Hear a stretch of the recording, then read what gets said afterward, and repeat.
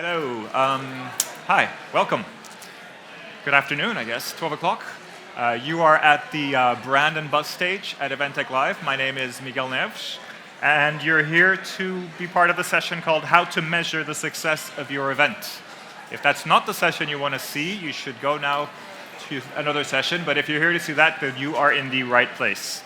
I'm going to introduce my guests in a second, but first of all, I just wanted to show you that we are using a platform called Slido for questions from the audience and for polling.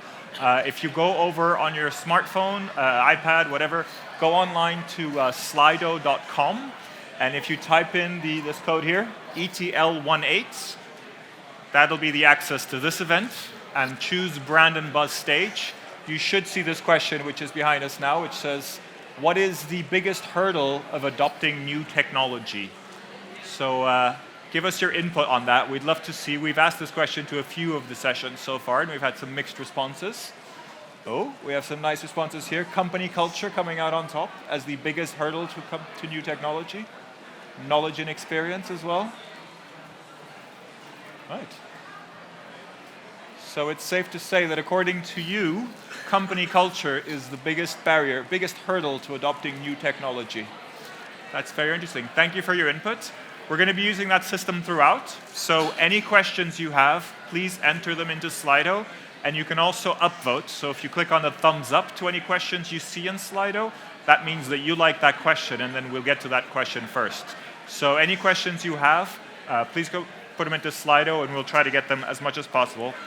This is just a panel session, so I'm going to quickly introduce the panelists. Next to me, I have Dawn Farrow, CEO of Boom, full-service marketing agency. Next to her, I have Robin Carlisle, chairman of Mobile Promotions, and Rob Murdoch at the end, commercial director of Exposure Analytics. So I'll start off with a very simple question, really designed so you can talk a little bit about why you're here on stage with us, which is really, why is this topic of measuring the success of an event important to you? Hello. For many reasons. So I run two marketing agencies, one that specifically looks after entertainment and experience clients, and the other that looks after sport experience clients. And everything we do is about measuring success in some way or another. And we have clients from the Lunar Cinema to Friends Fest to Walking with Dinosaurs, West End shows, and for each of our clients, actually, their measurement of success looks very different. What's also important, though, to all of them is how to capture the importance of the emotional response. And so I have a team full of people who spend a lot of time looking at all of the analytics from lots and lots of different sources, but I'm particularly interested in how we capture data in relation to the emotional experience that we are selling tickets for. Okay. Robin. Good morning, good afternoon, depending on whether you've had lunch or not. I'm here because having been in the industry for some 30 to 40 years, reaching that time of life where I want to give something back. And if I've got some experiences I can share, then I'm happy to do that. So, wait to hear some questions. Thank you. Hi, I'm here because, blatant plug for my business, we measure footfall and people's attendance at events. That's what I'm going to be talking about. Well, why is this important to you? Why is measuring this important to you? I make money from it. It's one reason. We designed the product to help brands, agencies, our clients see the success based on footfall. It's a small part of it because you can have one person come to your event and spend £1 million. That's the success.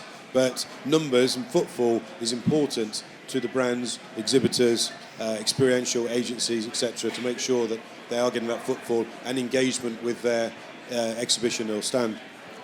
Okay.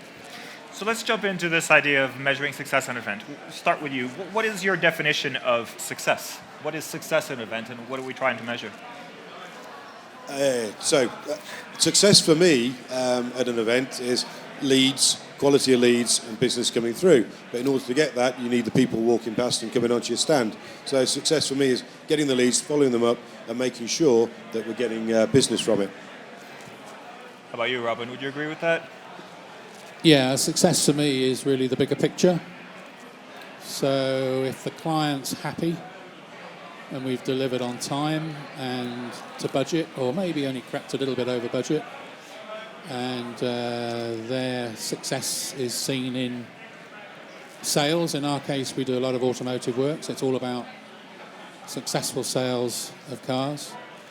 And for me, it's all about the measurement is if they like it, if it's worked, if it's delivered, then they'll do it again. And we as a business, mobile promotions, that's what we're built on. We like to keep clients for quite some considerable amount of time, and we work very hard on delivering the success through understanding what ultimately clients are measuring their spend by, and in our case, it's all about sales. Robin? Don, do you agree with that? I do. I think the measure of success for me as a business, though, is totally different to the measure of success if you are running an event. So success for me is, of course, repeat business. But more importantly, success in relation to running an event, which is what I'm responsible for, is for me predominantly about engagement.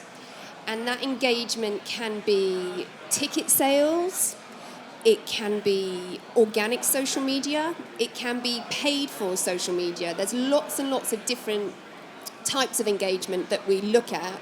What I increasingly do less about in terms of measuring success is followers, training our clients out of this obsession about followers. It's continuous in terms of the re-education, because of course we all understood we all wanted loads of followers, and then you see there's a 0.3 engagement rate, and it's actually irrelevant how many followers you have. So engagement for me across all of the different types of data that we can analyze is what success looks like. So tell me a little bit about how you measure that. If engagement is the right thing, so what is it that you're measuring and how do you get there? Yeah, okay. So we almost, we have to look at so many different data pools, in truth, because I don't believe you should ever look at one piece of data and think that that will give you the answers. What you can do is use one data pool and use that to lead an argument for answers, and you may well have a director you're reporting to, or like me, clients that you're reporting to who are particularly interested in one field of data which marks their success. And in that scenario, I would say give them that information, really give them that information, but also give them 5 other results from different sources that may give them different information, and use that to form a complete picture. Okay, interesting. Robin, would you agree with that? Is that how you measure success? Like, what are you doing to get to the bottom of it? Tell us about your process. Well, I think, yes, engagement's important, of course, for us all in events, and through that engagement, using social media wherever possible, measuring through those tools. I'm not a digital specialist, but there's obviously guys sitting here who put those tools in place and can deliver that. I'm much more about the end product, and for me it's all about understanding exactly what the client wants you to deliver, be it a social media program, be it, in the case of a lot of what we do, actual sales of products, whether it's sampling numbers or whether maybe it's more emotional. Maybe it's a case of measuring how brands are engaged emotionally. And this guy to my left can tell you a bit about that. Okay, emotion. There's actually a question from the audience that kind of builds on that a little bit. Maybe we can address that, but I'd like to ask you as well how how you measure success. But does anybody have any thoughts on this question here? It says, how do you measure if the emotional experience has been successful?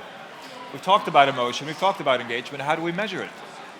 Emotion, so we have a facial detection system that looks at people's faces, tells us their age, their gender, and their mood. So, excuse my expression, but most people have what I call their resting bitch face, and they're not smiling at all. So we class that as neutral. So brands want to evoke a response, so they can have it somewhere where they're getting happy and we get smiles, and we can gauge that. So that's the sort of emotion from their face we can get. But there's other ways people can track emotions and things like that through surveys and how they're feeling about the brand, what they think about the brand or the event. Okay.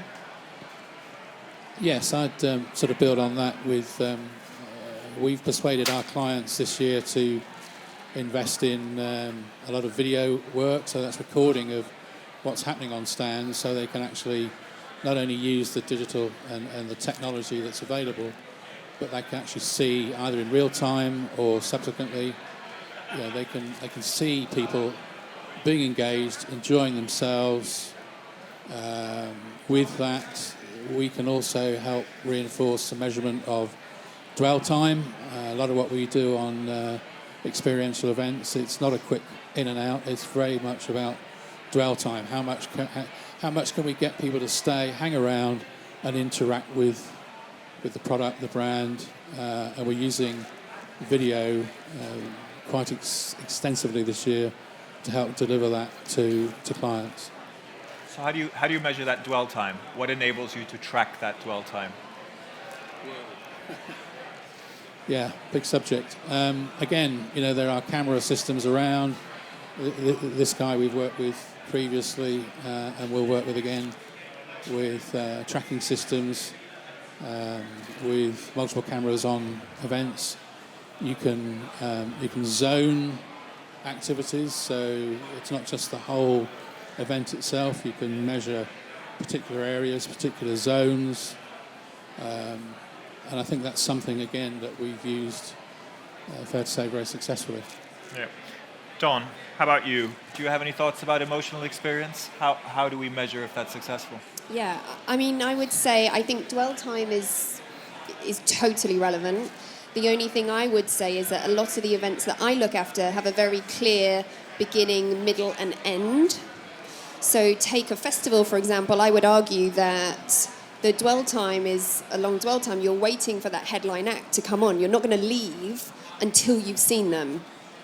I also think facial recognition technology is just epically brilliant, but I don't have a client that would make that investment yet, though I'll work on it. So for me, my instinct in response to the question comes down to repeat bookings. So the traditional, what I would call panto on sale, which really relates to making sure you've gone on sale for next year before you've finished this year. So you're absolutely on sale a whole year and a day ahead, but if you're trying to capture, did that person have a good time emotionally, bang, you've got them. You've got the sale already a year in advance. It's good for you. You've got an advance. You're going to impress everybody around you because you're going to have more sales in the bank than anybody else. And of course, the longer you are on sale, potentially the more tickets you're going to sell anyway. The only hurdle to that theory is, of course, something I find on, say, our outdoor cinema events. We look after 200 outdoor cinema events every summer. And our repeat business there is approximately, year on year, only about 50%. However, we have other data to back up the fact that it's actually just somebody else in the group booking. So it's not as straightforward as the repeat booking, but I do think that is an important point. Okay. Rob, you had something to add? Dawn mentioned about festivals and they're waiting for watching bands, but at festivals you've got sponsors. So sponsors are there to get brand awareness, to promote their brand, and if they're not getting the footfall going past their stand, they'll deem it's not a success. Or if they're getting the dwell time and getting the high footfall engagement, it's a success for them. So there's other elements to events that it's not just about the stage, it's about the peripherals around it. Interesting. And do you work with a lot of events that have this experience as well, that you can just measure how quickly people book again and that kind of quick response? We don't involve with the booking, no. It's live data on site. Okay. Good. So what about analytics? So we talked a little bit about this dwell time. We talked a little bit about booking, actually getting the business done. What else should we be looking at? I mean, analytics is this big swear word. We all know it's there, and we all know we can measure a lot of things. But what are people not measuring that they should be measuring, maybe? Well, some people are measuring footfall. I'll keep on banging on about it, so I should hand the mic over to other people. To me, it's measuring that engagement, those zones, those parts of the stand. What are people interested in? We have clients that change the design of the stand overnight, depending on what people are interested in and how people are spending their time. So it's about evolving and using that data, analysing it and making use of it, because everyone gets data, but some people just look at it and go, oh God, what do I do with it? Present it in a nice format so they can analyse it, give it to them, and that makes it a success.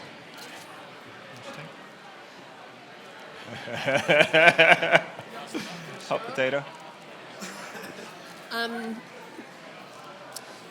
So I would say, firstly, flipping love a few bits of analytics stuff.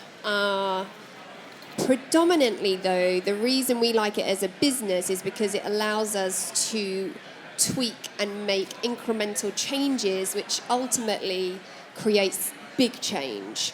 The example I would use would be in advance of an event, trying to increase engagement and dwell time on your website, for example.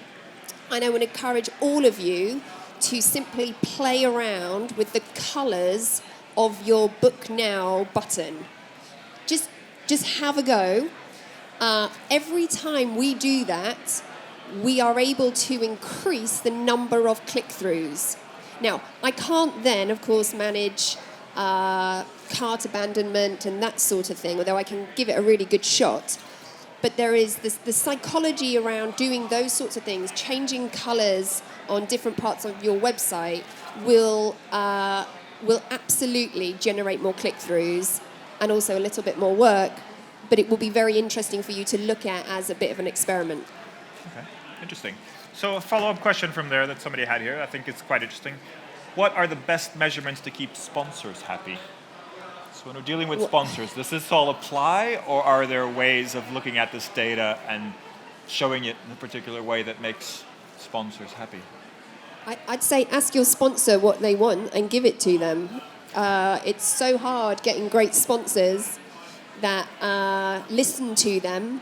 And I go back to my earlier point about giving them what they are requesting, and then also looking at your other data sources and seeing how that can, develop the argument or develop your position for asking them for more support next year or for the next event.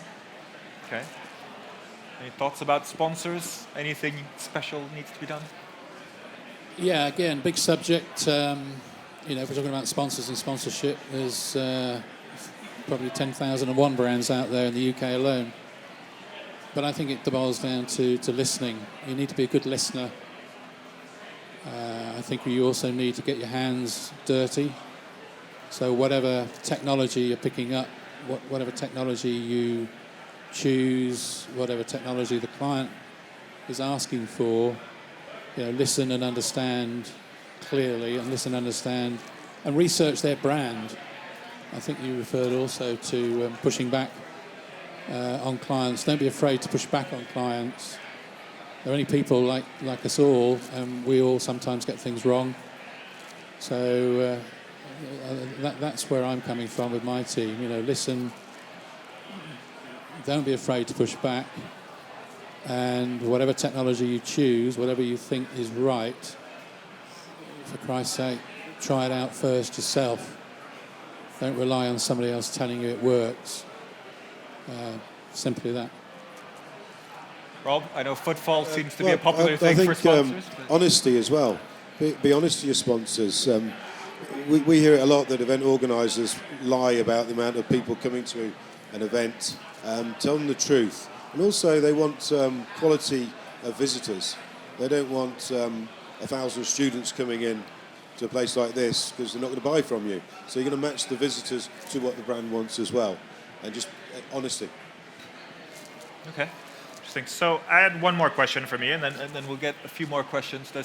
That question has been, I'm confused about that question, but maybe you guys can have a take on it, which is, why do people confuse effectiveness and efficiency?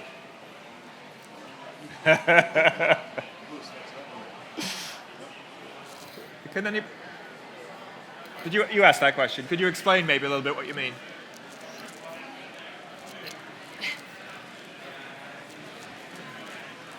Hi, I'm David, and I asked this question because in the past, so when you're a client, like I was, or like I am, the big measure for the finance department is return on investment. And the big problem that I always met was you can be as efficient, in that case, as you want, and then they will try and squeeze your budget more and more and more and more because they see that you are efficient or you generate return on investment. Some of the content, some of the answers you've given is actually in this line, and I found it's very confusing, and people should push more effectiveness, so achieving your goals, fulfilling the brief, like you said, more than efficiency. And I'd like your take on how do you manage your clients so they don't squeeze the budget to achieve more? Wow, that is quite a question. Who wants to take that on? Anyone?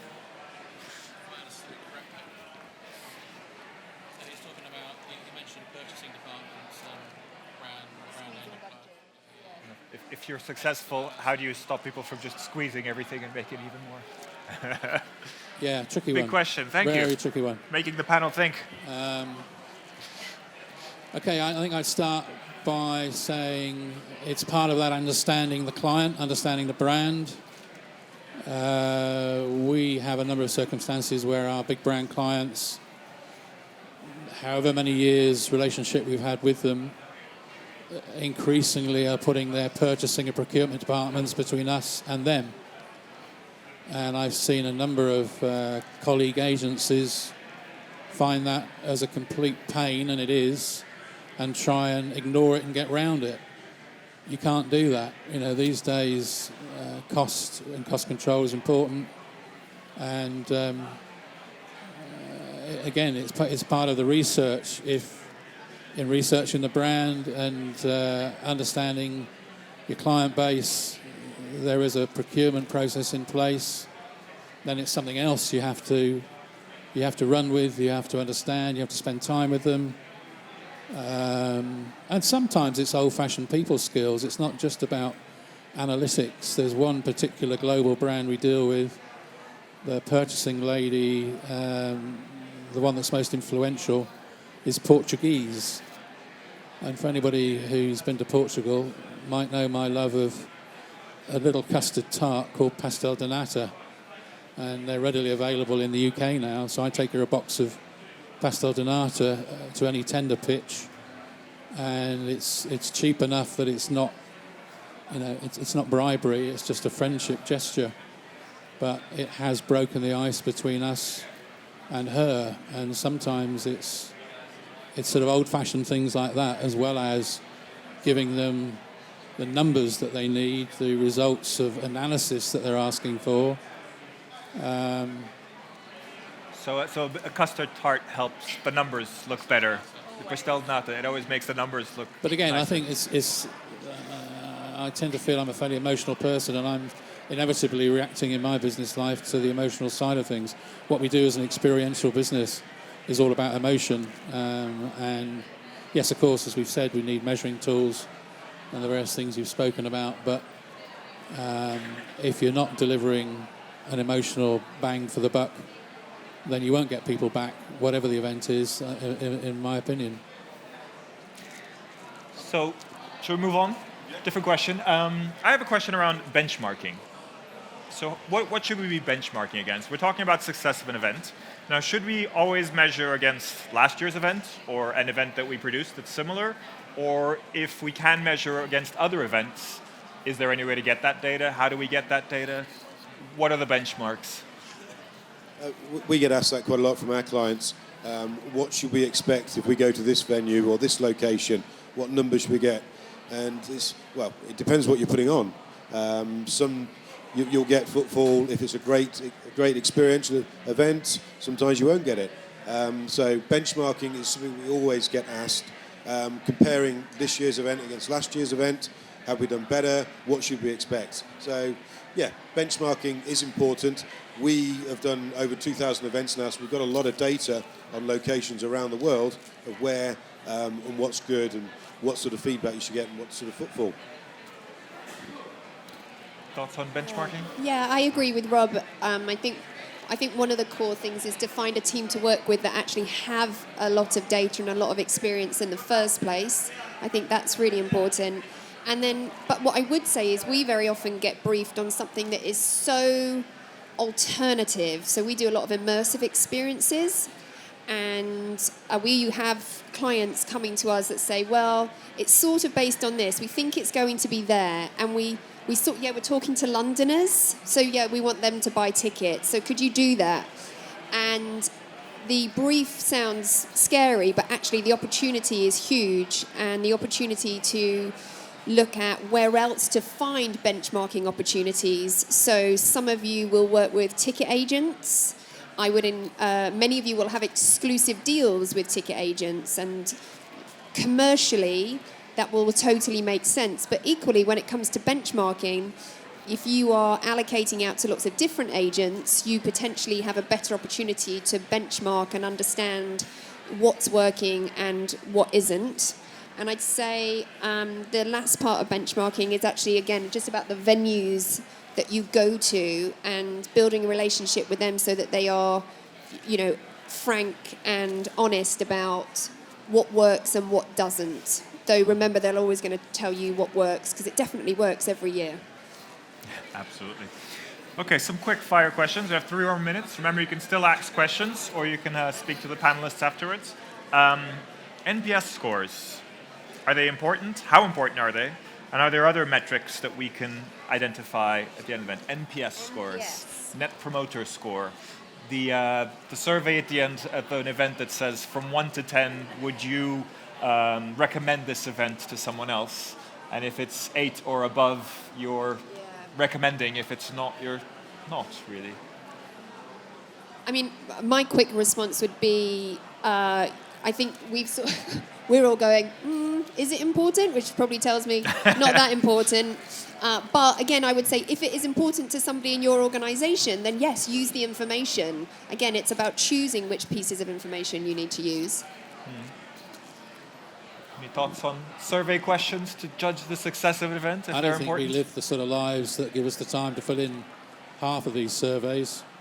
If it's a requirement of the job, the client, the brand, then it should be kept very short, very precise. And again, check the technology, because we've all been online and filled in whatever the feedback form is, and it takes too long to load.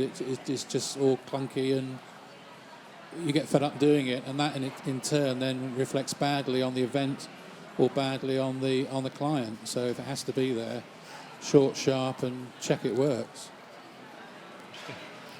I was just going to say no. I've done these surveys, and I just answer it as quickly as I possibly can and get out of it. So I think a number of people do that themselves. So it's what the data you're getting.